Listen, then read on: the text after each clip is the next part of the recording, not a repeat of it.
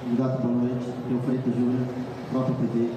Queria fazer uma pergunta sobre política internacional.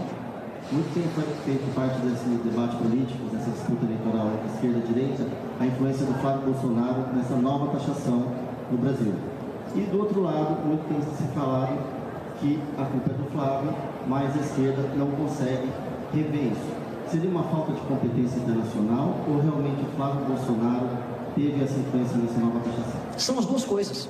Imagina, você é o Lula, você tem o Itamaraty à disposição, você tem pessoas de carreira bem formadas, você tem relatórios recorrentes sobre o novo presidente eleito americano, que é o Donald Trump, e todo mundo sabe, todo mundo que lê qualquer notícia internacional, acompanha a política americana, sabe, e o Brasil tem relatórios da Embaixada Brasileira nos Estados Unidos, que ele iria adotar essa nova política comercial e de taxação, e que ele iria submeter toda a América Latina ao seu projeto político de enfrentamento com a China. Todo mundo sabia de antecipação. O governo brasileiro, Lula, não tinha um projeto, não teve nada a fazer. Ele manteve sua lógica internacional de conflito e terminou humilhado pelo Trump internacionalmente. E aí ele fica fingindo que briga, ele grita numa discussão, mas acaba cedendo, e hoje até agora não soube fazer o enfrentamento verdadeiro às sanções que nós tivemos.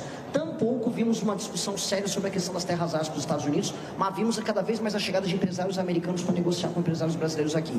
Então, de um lado nós temos um governo Lula muito fraco, que não fez a lição de casa sobre esse assunto, e me assusta, porque relatórios existem. Eu acompanho política externa, eu já sabia, qualquer um aqui que cobre política internacional sabe. E do outro lado, a família Bolsonaro é apenas vassala do Trump. Não é nem que eles são vassalos do Partido Republicano, ou do governo americano, ou dos Estados Unidos. Eles são vassalos do Trump. E aí eles estão atendendo ao interesse imediatíssimo do Trump. Não à toa, o senhor Eduardo Bolsonaro fica lá viajando, ganhou agora um green card. Eles são apenas, vamos dizer, soldadinhos do interesse do Trump aqui no Brasil. As pautas das minorias, qual seria a pauta do senhor se eleito contra o racismo, contra a LGBTfobia, contra a misoginia? Qual seria a pauta do senhor? De maneira clara, lei e ordem como para todos os outros cidadãos brasileiros. Se um gay for agredido por sua condição de gay e é investigado isso, a pessoa tem que ser punida com o rigor da lei. Hoje gays, hoje mulheres, hoje negros, hoje brancos, hoje homens brancos e mulheres brancas e mulheres negras, mulheres pardas, sofrem o mal da violência, o mal do preconceito em cada um a sua área. Alguns mais, outros menos. Para todos, lei e ordem. Nós somos hoje um país que a lei e ordem deixou de existir, e aí cada um sente a ausência de lei e ordem, cada um à sua maneira. Então eu vou garantir isso para todos. Agora, colocar que eu vou ficar o tempo todo me desgastando em políticas específicas, eu não assim eu farei. Não farei. Aqui eu farei um governo para todos. E o governo para todos vai garantir direitos humanos e dignidade para todos. Se um sujeito aparecer querendo agredir alguém gay por sua condição gay, esse cara vai sofrer todo o rigor da lei. A nossa polícia e o nosso judiciário, numa nova metodologia, com muito rigor e muito enfrentamento, com câmeras nas cidades, com investimento do governo federal em câmera, com um processo investigativo muito mais veloz, com um novo inquérito policial, tudo isso vai acontecer mais rápido e todos, brancos, negros, gays, héteros, todo mundo que seja, vai se sentir mais seguro. Porque esse é o país que a gente precisa viver. Eu gostaria de fazer uma pergunta em relação aos candidatos a governadores. Teve a situação do Ben Mendes em Minas Gerais, que disse que não iria participar dos debates, que os televisões não iriam chamar, e que isso poderia fazer ele mudar para o Senado. Gostaria de fazer essa pergunta ao Ben Mendes, se ele considera ainda essa possibilidade, e também aos outros candidatos a governos, se não participarem dos debates, ou se entenderem que as televisões não chamaram, não estão sendo chamados para essas discussões, se também tem essa possibilidade de mudar para o Senado ou para outras candidaturas, outros cargos. Pois não. Como é o nome do senhor? Guilherme. Você é um pouquinho mais alto. Um pouco mais alto. Guilherme, nós temos um projeto que é um projeto nacional e ele vai passar pelos estados. Nós acreditamos nisso. Os senhores estão aqui hoje e conheceram o projeto nacional da missão. Por causa disso, algumas forças políticas no estado de Minas Gerais e também a nível nacional, o presidente está sofrendo a mesma coisa, querem nos impedir de participar dos debates. Por quê? Porque a experiência já tem mostrado que quando vencemos, quando rompemos a barreira do desconhecimento, nós convertemos apoio e esse apoio é muito mais substancial. Então, por essa razão, lá em Minas Gerais, grupos políticos tradicionais colocaram uma regra de que o Partido Missão não poderia participar dos debates, porque os debates é a principal oportunidade para que a sociedade conheça o nosso projeto, a gente rompa a barreira do desconhecimento e converta em apoio.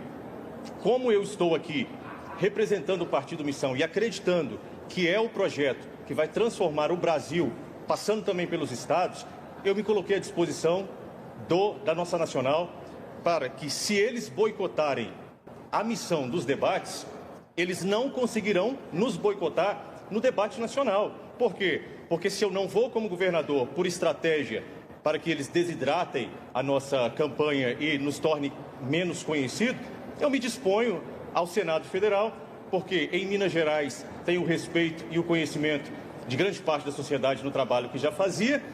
O Senado Federal também é igualmente importante como um governo de Estado. Mas o meu desejo, já disse aqui a Nacional, o nosso desejo é concorrer a governo do Estado de Minas Gerais.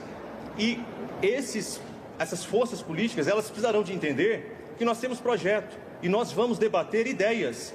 Nós não vamos para os debates para buscar lacrar, nós não vamos agredir ninguém, nós vamos lá para debater ideias, apresentar propostas. Então hoje eu estou 100% à disposição do nosso partido para acompanhando o Congresso do Missão em São Paulo. Aí quem está falando é o Ben Mendes. E lembrando para você que amanhã, a partir das 9h30, a gente está de volta para acompanhar a convenção do Partido dos Trabalhadores, que vai anunciar oficialmente a candidatura de Luiz Inácio Lula da Silva à presidência da República.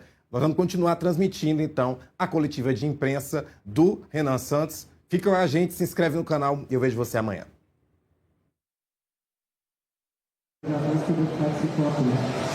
Definitivamente não será na marretada ou colocando um presidente do Banco Central irresponsável.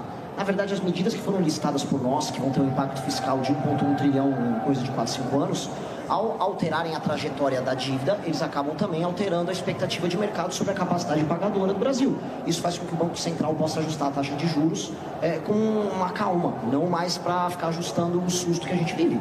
É basicamente isso. Você faz primeiro a política fiscal baseada no corte de despesa e com base nisso você é capaz a poder outorgar ao Banco Central essa força para reduzir os juros. É apenas isso. Não haverá essa questão meio mágica que ficam pesquisando por aí. Sem corte de gastos não há redução de juros, ponto. E vou falar mais, candidato que vai falar que vai baixar juros sem fazer esse mesmo receituário meu, está mentindo e eu vou denunciar. Mais uma? Aqui. Boa noite, sou Abraão Ramos da TMC. Dada a importância do Estado de São Paulo para o Brasil, claro, o senhor vai governar pelo Brasil sendo eleito, como é que o senhor pretende manter essa relação com o futuro governador de São Paulo, caso não seja um governador do Estado? O mais republicana possível, e não só o governador de São Paulo, que não será alguém de esquerda, mas inclusive com os governadores de esquerda. Eu vou ter que lidar com governadores em estados que hoje você tem índices de criminalidade altíssimos, que poderão ter reeleitos governadores oriundos do PT. E até com eles eu vou ter que dialogar e conversar muito. Quanto mais com o governador de São Paulo, que eu creio que irá contribuir muito, não importa o seu partido, espero que seja alguém do Partido Missão, mas que tenha a contribuir com a nossa agenda. Definitivamente o papel nosso, se é destruir o crime organizado nos estados e levar a atividade econômica para esses estados, ele terá que ser de cooperação com os governadores. Eu espero o mesmo deles. Obrigada. Obrigado, pessoal. Tem que ir. Obrigado, viu, mano? Obrigada, viu? Até a próxima.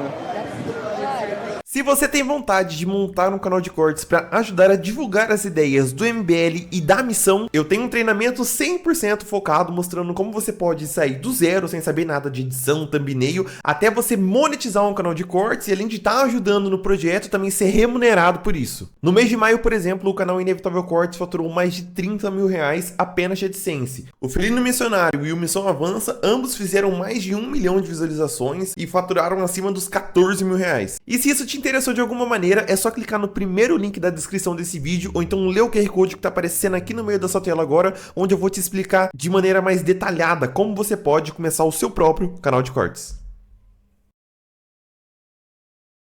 Se você gostou do vídeo, não se esqueça de deixar o like e se inscrever no canal. Obrigado e até o próximo vídeo.